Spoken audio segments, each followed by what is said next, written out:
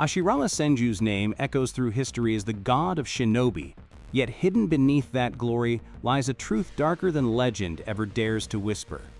His DNA was more than inheritance. It was a curse, a force so overwhelming it tempted every era to carve power from his flesh, blood, and marrow. Think about it. The greatest shinobi's legacy reduced to stolen cells, grafted into bodies desperate to mimic what only Hashirama himself was ever meant to hold. Orochimaru's twisted experiments, Danzo's corruption, Madara's obsession, each proof that Hashirama's body was never just his own, but a battlefield long after death claimed him. And every shinobi who touched that power paid a price. Strength came, yes, but so too did madness, corruption, and the endless hunger to seize control of destiny. Why? Because Hashirama's DNA wasn't merely tissue. It was living willpower, overflowing vitality that warped whoever tried to wield it into something less human, more monstrous.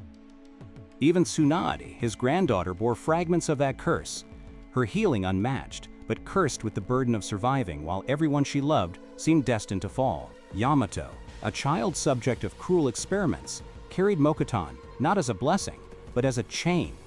Proof that the First Hokage's bloodline could imprison even the innocent. We see it clearest in Madara, who stole that DNA, fusing it with his own Uchiha blood, and in doing so, carved the path toward the Eye of the Moon. That fusion wasn't just power, it was poison.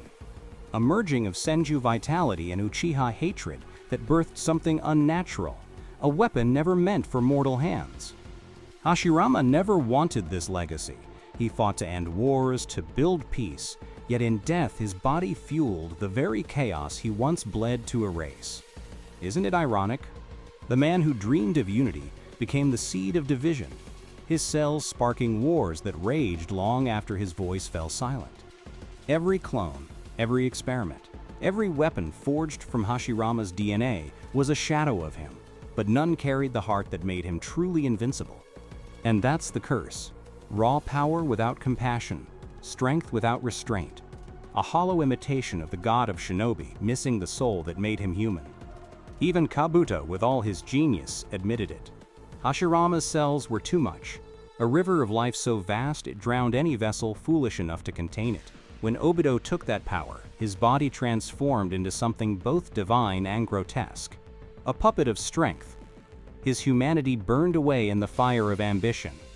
Hashirama's DNA, meant to protect, became the most sought-after weapon in shinobi history, a cursed prize turning brother against brother, clan against clan, dream against dream. And yet, doesn't that mirror the shinobi world itself? Every gift twisted into a tool of war, every blessing stained until its origin is forgotten in the blood. Hashirama was the strongest, yes, but his curse was greater, to know that his body would outlive him, not in honor, but in desecration. That is the tragedy of Hashirama's DNA, not just a gift, not just a curse, but the eternal wound carved into the heart of the shinobi world.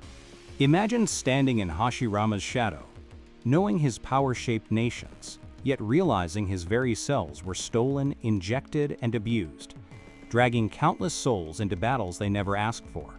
Danzo's arm tells the story best, a grotesque patchwork of stolen Sharingan, fused with Hashirama's DNA, each eye a sin, each heartbeat echoing with the curse of stolen power. That wasn't strength, it was desperation, the hollow grasp of a man who believed true peace could only be built through manipulation and the sacrifice of his own humanity. But tell me, how many times have we seen the shinobi world fall into that same trap, chasing borrowed strength while forgetting the cost carved into blood? Orochimaru too dissected that DNA, desperate to unlock immortality, never realizing that Hashirama's cells carried a will not meant to be tamed, a raging sea against fragile flesh. And what of Zetsu? Born from Kaguya's will, manipulating centuries, but shaped by Hashirama's power, proof that the First Hokage's bloodline reached into the darkest corners of destiny. Even heroes couldn't escape it.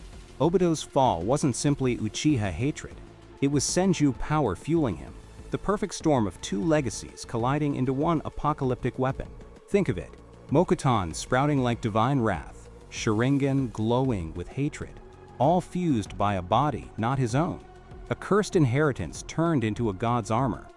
And yet, Obito was still a boy beneath it, a child who once dreamed of Hokage, now crushed beneath a strength never meant for him, drowning in Hashirama's cursed river. Madara understood this better than anyone. He didn't just want Hashirama's DNA, he needed it, because only that vitality could fuel his godlike dream of eternal illusion. But when Madara implanted those cells, his humanity frayed. What emerged wasn't Madara the man, but Madara the demon, forged by Senju flesh and Uchiha vengeance, entwined forever. That's the cruel irony.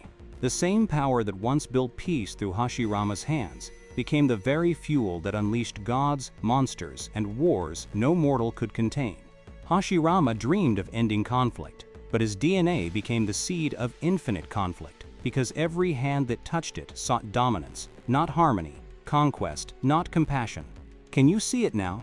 Every legendary battle, every twisted plan, every war that scarred the shinobi world carried the echo of Hashirama's body, pulsing like an eternal drum. Even when resurrected, his presence was a reminder. Hashirama wasn't just a man, but an endless resource exploited by those too weak to walk their own path. And yet, when he spoke, there was sadness in his voice, as if he knew his very existence, his blood, his cells, were no longer his own. That's the tragedy most fans miss. Hashirama wasn't cursed because of who he was in life, but because in death he was never allowed to truly rest. His DNA became the forbidden fruit of shinobi history.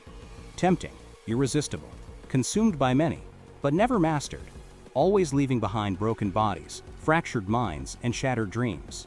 The Senju bloodline faded, their name buried under wars, but Hashirama's DNA endured, not as legacy, but as corruption, scattered like a plague across countless twisted vessels.